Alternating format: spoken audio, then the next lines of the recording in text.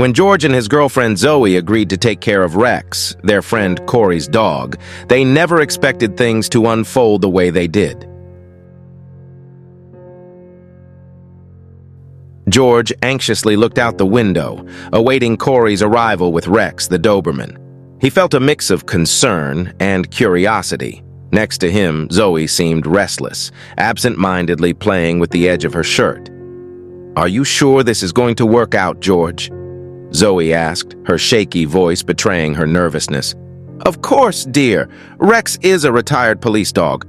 Corey said he's very well behaved," George replied, trying to sound more confident than he really felt. The sound of a car parking caught their attention. Corey exited the vehicle, followed by a large Doberman moving with restrained elegance. Rex looked around, assessing his new surroundings with attentive eyes. "Hey, folks. Thanks for doing this," Corey said as Rex calmly approached George and Zoe. "Don't worry, Corey. It's going to be fun, right, Zoe?" George said, giving her an encouraging look. Zoe forced a smile. "Yeah, sure." Rex then approached Zoe, sniffing her. She instinctively stepped back, but the dog just looked at her with curiosity before turning to explore the house. "He seems to like you, Zoe," Corey joked, oblivious to her tension. "Yeah, seems like it," she replied, trying to hide her discomfort. In the following days, Rex adapted well to the new home. However, George began to notice something strange. Rex seemed particularly attached to Zoe, following her everywhere and always wanting to be near her. "Have you noticed how Rex is always by your side, Zoe?" George asked one night as they watched TV. She nervously laughed. "I think he just likes me." But George wasn't convinced. An uneasy feeling began to grow within him, a mix of jealousy and suspicion. Why was Rex so fixated on Zoe? And why did she seem so nervous around the dog? As the days passed, George became increasingly obsessed with Rex's behavior. He started observing Zoe and Rex closely, searching for something that could explain the strange connection between them. "Do you think Rex is okay, George? He seems a bit off," Zoe commented one night, breaking the silence. "I don't know, Zoe. There's something about him.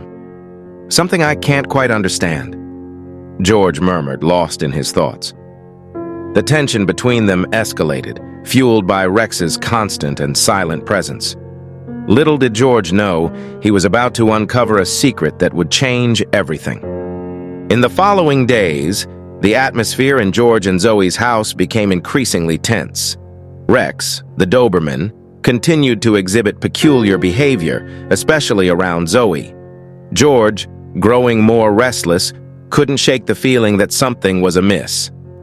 One night, as Zoe prepared dinner, Rex sat beside her, watching her every move intently.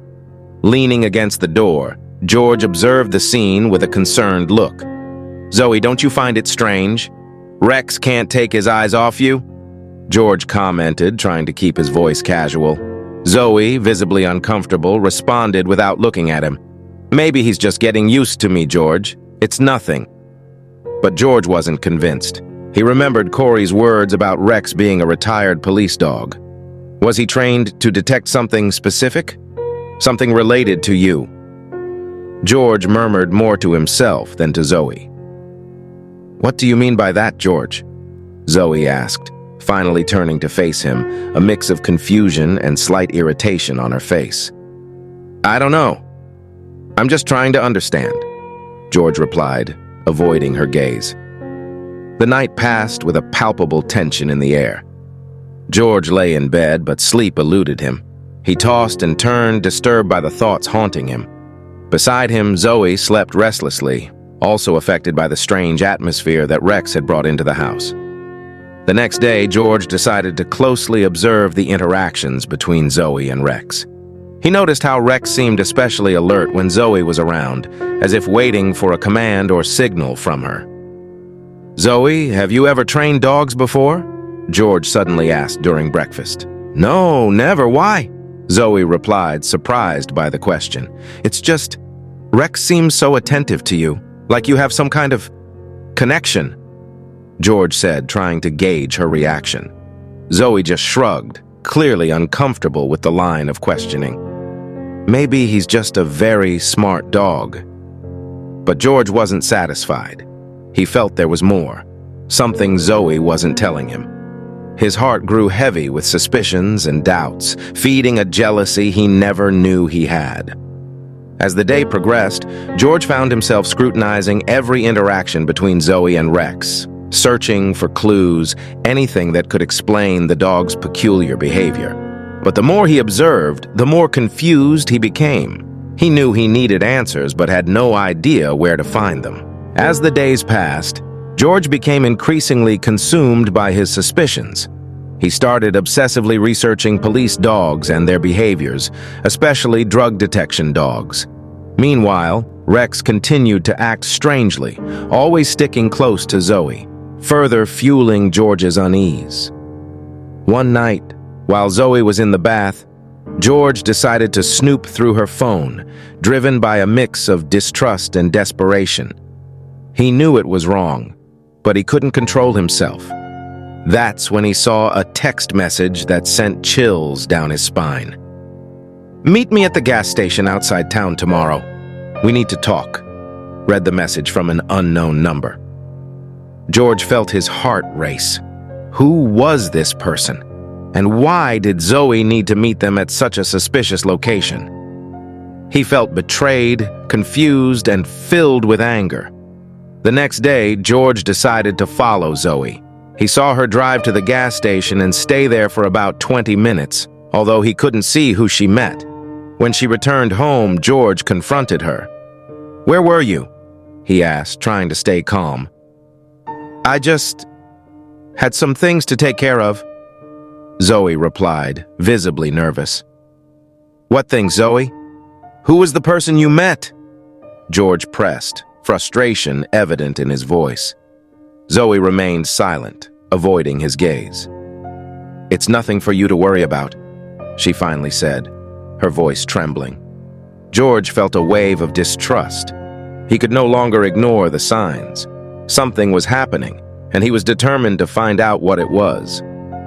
That night, while Zoe slept, George got up and went to the living room, where Rex was lying.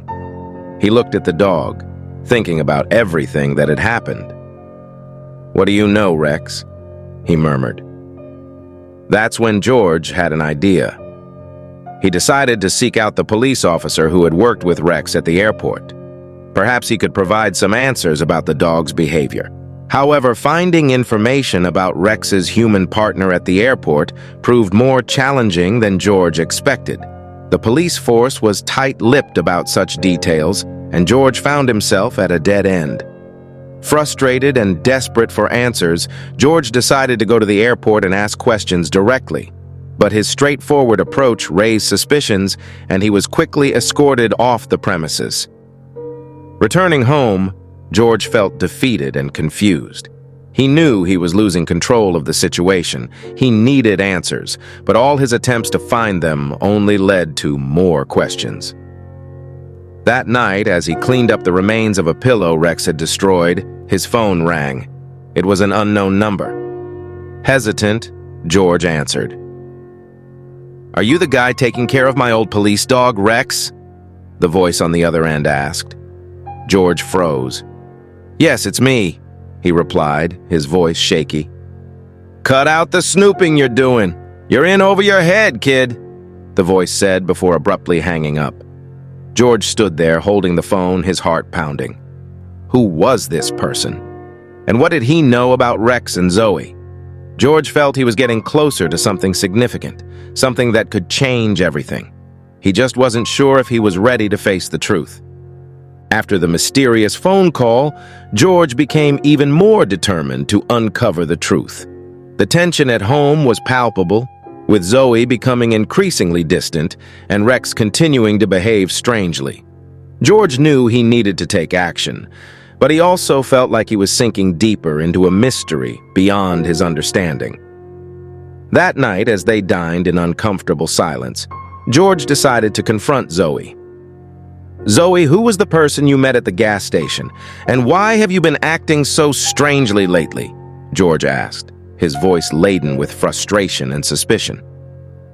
Zoe looked at him, her eyes filled with conflicting emotions. George, it's nothing you need to worry about, just personal issues. Personal issues? Zoe, we're in this together. If something's wrong, I want to help.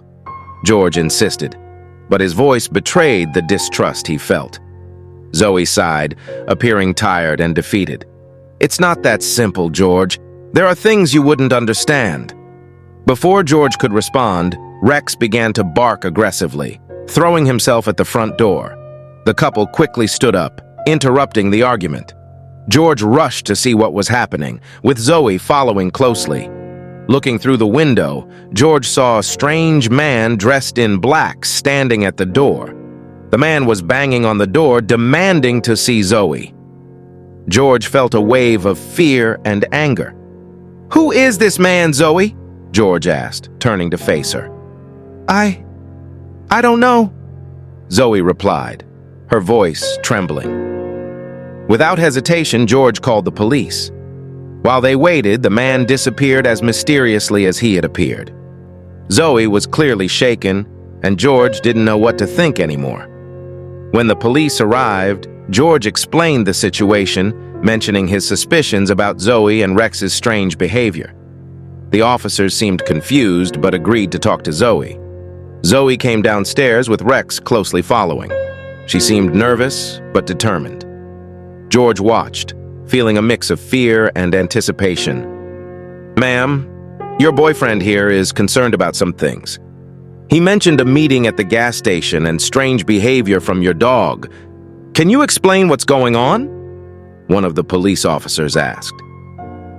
Zoe looked at George, her eyes filled with hurt. "George, I can't believe you did this. Do you really think I'm involved in something illegal?" George remained silent, unable to respond.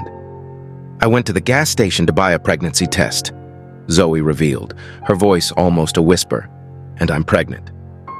George felt like the ground had disappeared beneath his feet. "Pregnant?" he repeated, stunned. "Yes, George. I was afraid to tell you because of my family's history of miscarriages. I wanted to be sure before saying anything," Zoe explained, tears starting to form in her eyes. The police, realizing the situation was a personal misunderstanding, apologized and left, leaving George and Zoe alone with Rex, who was now quiet, as if sensing the tension in the air. George looked at Zoe, feeling a mix of relief, love, and deep shame for his actions. "Zoe, I'm so sorry. I should never have doubted you." Zoe just nodded, still visibly shaken. "We need to talk, George, about everything." They sat together, with Rex lying at their feet as they began to unravel the misunderstandings and secrets that had formed between them. It was a moment of truth and reconciliation, a first step to healing wounds and building a future together. Seated together in the living room with Rex lying calmly at their feet, George and Zoe began to talk openly for the first time in weeks. George, still shaken by Zoe's pregnancy revelation, apologized for his unfounded suspicions and for invading her privacy. "I should have trusted you, Zoe. I let my imagination and Rex's strange behavior lead me to hasty conclusions," George admitted, holding her hands. Zoe, with tears in her eyes, accepted his apologies. "I understand why you were worried, but I wish you had talked to me first." George nodded, feeling ashamed. "And about the man at the gas station and the man in black at the door, who were they?" Zoe took a deep breath before answering. "The man at the gas station was my brother. I met him there because I wanted to discuss the pregnancy with a family member before telling you. And the man in black? Well, that's even stranger." George looked at her, encouraging her to continue. "The man in black was a private detective hired by my brother.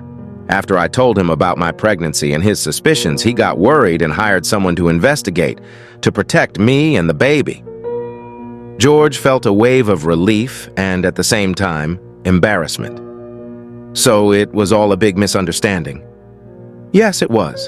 But it also revealed some important things," Zoe said, squeezing George's hand. We need to trust each other and communicate our fears and concerns better." George agreed, feeling grateful that Zoe was willing to forgive him and work together on their relationship. And as for Rex, the Doberman who had triggered the whole chain of events, George decided to make one more attempt to uncover the truth about Rex's past. He reached out to Corey, who had finally returned from his trip. "Corey, can you tell me more about Rex's past? Was he a drug detection dog?" George asked when they met. Corey laughed. "No, Rex wasn't a drug detection dog. He was a search and rescue dog. His specialty was finding and helping lost or endangered people. Maybe he was just trying to help Zoe in some way, sensing that she was going through a change." George smiled, realizing how he had misunderstood the entire situation. Rex, with his protective instinct, might have been responding to Zoe's emotional changes due to the pregnancy. With this new information, George felt as if a weight had been lifted off his shoulders. He thanked Corey and returned home where Zoe was waiting for him. "I found out more about Rex. He was never a drug detection dog. He was a search and rescue dog," George explained, sharing the story with Zoe. She smiled, relieved. "That explains a lot." That night, as they cuddled on the couch, with Rex lying peacefully beside them, George and Zoe talked about the future, the arrival of the baby, and how they would strengthen their relationship from that moment on. They knew there would be challenges ahead, but now, with open communication and renewed trust, they felt ready to face whatever came their way together.